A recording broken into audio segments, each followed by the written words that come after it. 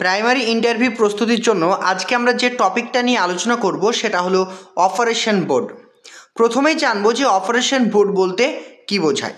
দেখে নাও, বলা হয়েছে যে অপারেশন বোর্ড হলো একটি গুরুত্বপূর্ণ ভারতীয় শিক্ষা কর্মসূচি যা প্রাথমিক শিক্ষার মান উন্নয়নের উদ্দেশ্যে চালু করা হয়েছিল।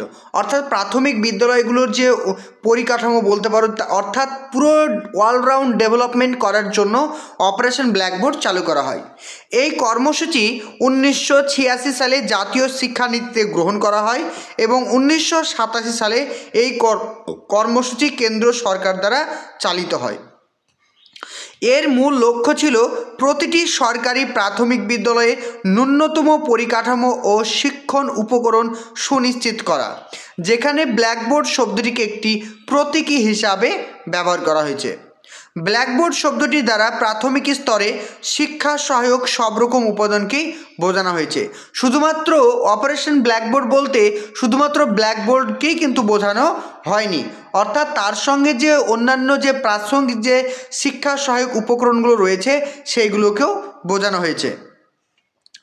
অপারেশন ব্ল্যাকবোর্ডের প্রধান বৈশিষ্ট্য: প্রতিটি স্কুলে একটি ব্ল্যাকবোর্ড থাকতে হবে। স্কুলের নামের সঙ্গে সামঞ্জস্য রেখে এই প্রকল্পের নাম রাখা হয় অপারেশন ব্ল্যাকবোর্ড। মূল উদ্দেশ্য ছিল প্রত্যেকটি শ্রেণীকক্ষে ব্ল্যাকবোর্ড, ডাস্টার, চক প্রভৃতি সরবরাহ করা।